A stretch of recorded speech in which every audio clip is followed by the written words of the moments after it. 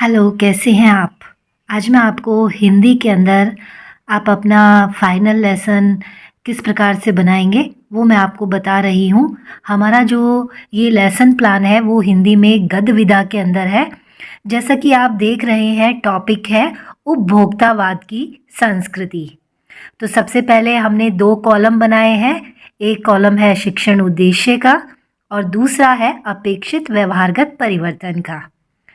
आपको उद्देश्य आते हैं, उद्देश्य किस प्रकार से बनाते हैं, उद्देश्य आपके प्रकरण पर आधारित होते हैं और आप अपना जो है उद्देश्य इसी प्रकार से बना लेंगे। पहला हमारा उद्देश्य है ज्ञानात्मक, दूसरा है अर्थ ग्रहण, ठीक है, जिसका दो है, सुनकर अर्थ ग्रहण और पढ़कर अर्थ ग्रहण। उसके पश्चात जो है आगे जो हमारा उद्देश्य है वो है अभिव्यक्ति, मौखिक और लिखित अभिव्यक्ति। उसके पश्चात है कौशल, शुद्धता एवं लेखन की क्षमता उत्पन्न करना, अभिरुचि और अभिवृत्ति। इस तरह से कुल मिलाकर 6 उद्देश्य हैं शिक्षण उद्देश्य। आप इसी प्रकार से लिख लेंगे। फिर उसके पश्चात आप लिखेंगे सहायक सामग्री और कक्षा उपयोगी सामग्री। फिर हमने यहाँ पर लिखा है पूर्व ज्ञान। पूर्व ज्ञान के बाद हम लिखेंगे प्रस्तावना प्रश्न। इस तरीके से जो आप देख रहे हैं, आप अपने प्रस्तावना प्रश्न बना लेंगे। प्रस्तावना प्रश्नों की संख्या 4 से 5 होनी चाहिए। उसके पश्चात हम लिखेंगे उद्देश्य कथन। आज हम उपभोक्तावाद की संस्कृति नामक पाठ का अध्ययन करेंगे, ठीक है। उसके पश्चात आप कॉलम बनाएंगे शिक्षण बिंदु का, छात्राध्यापिका क्रिया का, विद्यार्थी क्रिया का और सहायक सामग्री का और श्यामपट्ट सार का। शिक्षण बिंदु के अंदर जो भी आप गद्यांश ले रहे हैं वो गद्यांश यहाँ पर उसका स्टार्टिंग का और एंड का लिखकर डैश डैश डैश लगा लेंगे। सबसे पहले हमने छात्राध्यापिका क्रिया में हमने लिखा है आदर्श वाचन। आदर्श वाचन जो है आप लिख लेंगे। फिर उसके पश्चात अनुकरण वाचन, अशुद्धि संशोधन और ये हमने लिखे हैं बोध प्रश्न। ये गद्यांश जो है वो सियाराम चरण जी का है, तो हमने यहाँ पर उनका जो है एक चित्र लगाया है।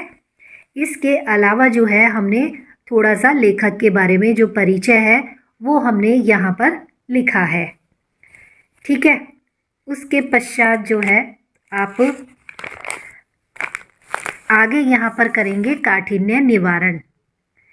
पाठ में आए हुए कठिन जो शब्द है उनका निवारण आप किस प्रकार से करेंगे।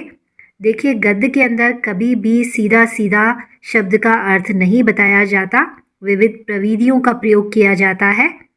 जैसे इसमें लिखा हुआ है, पहला जो शब्द है वो है परिधान। ब्लैक बोर्ड पर हमने लिख दिया परिधान। अब हम बच्चों से पूछेंगे कि परिधान के पर्यायवाची शब्द बताइए। तो परिधान के बच्चे बताएंगे कि कपड़े है, वस्त्र है, वसन है। तो अब हम जैसे बच्चों से पूछेंगे कि अगर यदि परिधान का जो पर्यायवाची है वो कपड़े है, वस्त्र है, वसन है, तो परिधान का क्या अर्थ हुआ? बच्चे कहेंगे कि वस्त्र है। तो इस तरह से हमने इस परिधान शब्द के लिए किस प्रविधि का प्रयोग किया? पर्यायवाची का। दूसरा जो हमारा शब्द है वो प्रतिमान है, इसी प्रकार से अवयव है और ये तात्कालिक परमार्थ है। और यहाँ पर हम जो प्रविधि है उपसर्ग और प्रत्यय लेंगे। तो इसी प्रकार से आप अलग अलग प्रविधि लेकर उनका आपको प्रयोग करना है, ठीक है।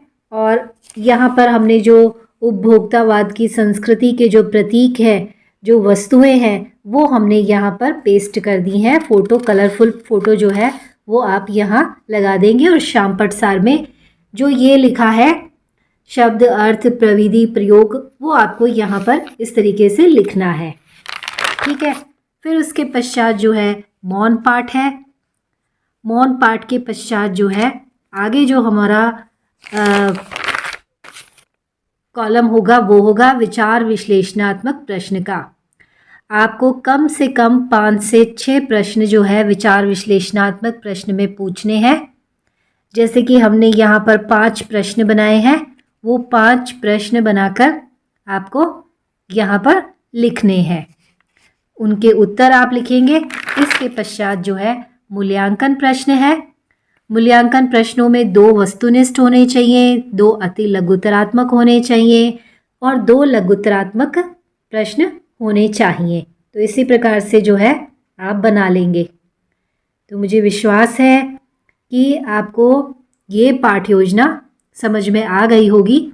इस पर आप और अच्छे से जो है हैंडराइटिंग के अंतर जो है बना सकते हैं। ये पाठ्य योजना बहुत प्रभावी बन सकती है। Thank you.